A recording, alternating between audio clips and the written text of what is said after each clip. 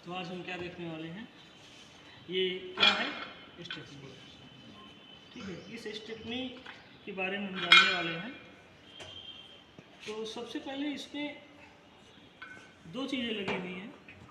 पहला क्या है, एक टायर लगा हुआ है। इस टायर के बारे में हम जानेंगे और इसको किसके साथ अटैच किया गया है, तो रिम के साथ। ठीक है, यही रिम इसके ऊपर के लोड को सपोर्ट करता है। तो सबसे पहले हम देखते हैं कि इस टायर के कौन कौन से पार्ट होते हैं। ये टायर आप देख रहे हैं, इस टायर के मेन 3 पार्ट हैं। ये जो पूरा टायर दिख रहा है, सबसे पहले इस टायर को बोलते हैं टायर विड्थ। ये टायर विड्थ हो गई, क्या हो गई, टायर विड्थ हो गई। और टायर के इस वाले भाग को जो है आप देख रहे हैं, जिस पे ये सारी इन्फॉर्मेशन लिखी हुई है, इसे बोलते हैं साइड वॉल। क्या बोलते हैं, साइड वॉल। Side wall. तो ये टायर की साइड वॉल हो गई। और ये साइड वॉल का जो एंड वाला सिरा है, जिस पे आपने देखा होगा कि ये तार अंदर होते हैं जी, लोहे की सपोर्ट करने के लिए, जो रिम से अटैच होता है, उसको क्या बोलते हैं, बीट। क्या बोलते हैं, बीट। तो टायर के 3 पार्ट्स हो गए, टायर विड्थ, साइड वॉल और बीट। तो ये टायर के 3 पार्ट्स होते हैं, इसको आप ध्यान रखिएगा। ठीक है, चौथा पार्ट, दूसरा पार्ट क्या है, ये लोहे का रिम है। ठीक है, जो लोड को सपोर्ट करता है। और इसको क्या बोलते हैं, वाल्व। ये वाल्व है, इसी के अंदर ये हवा भरी होती है, इस पे टायर प्रेशर गेज जो होता है वो इस पे लगाते हैं, और इसके अंदर जो प्रेशर होता है वो हमें पता चल जाता है। कम रहता है तो हम डाल देते हैं, या ज़्यादा हो जाए तो थोड़ा सा इसको लूज करके हम निकाल नहीं सकते हैं।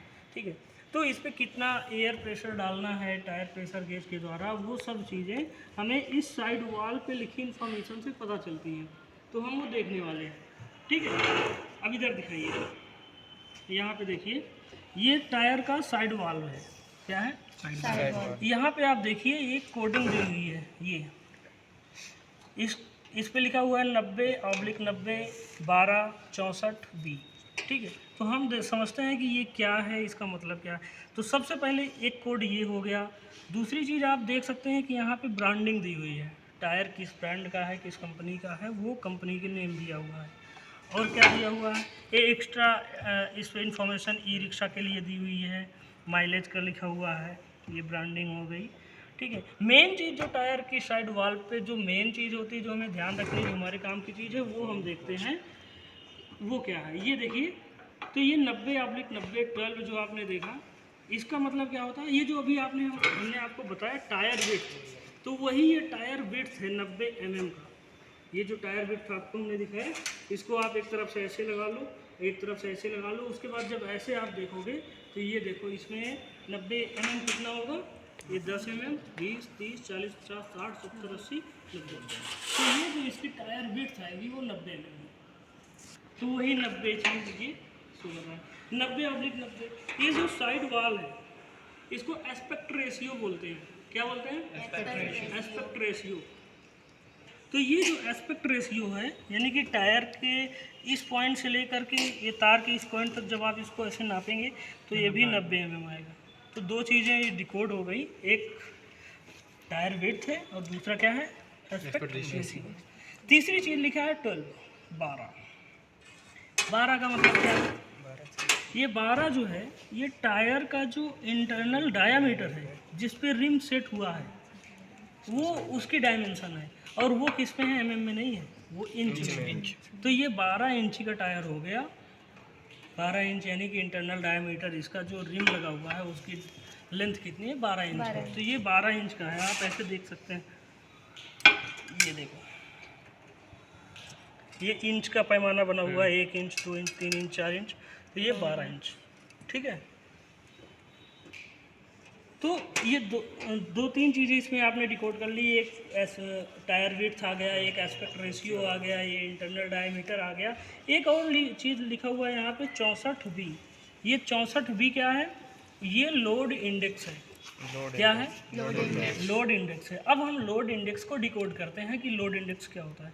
जब लोड इंडेक्स को आप डिकोड करोगे तो आपको ये जो 64 न्यूमेरिकल वैल्यू दी हुई है, इसका मतलब है कि इस पे ये कितना लोड सह सकता है। इस पे 64B लिखा हुआ है। जो कार है आपकी, इसमें 80T के फॉर्म में होता है, और जब आप किसी शॉप पे जाते हो और टायर मांगते हो तो यही कोड आपको बताना होता है, हमें 80T का दे दीजिए, 64B का चाहिए, या जो भी आपका पैरामीटर्स होता है, जो भी रिक्वायरमेंट होती है, यही कोड आपको बोला जाता है। तो इसका मतलब है कि 64G ये न्यूमेरिकल वैल्यू है। इसका मतलब है कि इस पर ये कितना लोड सह सकता है, और नीचे लिखा मैक्सिमम लोड 280 kg।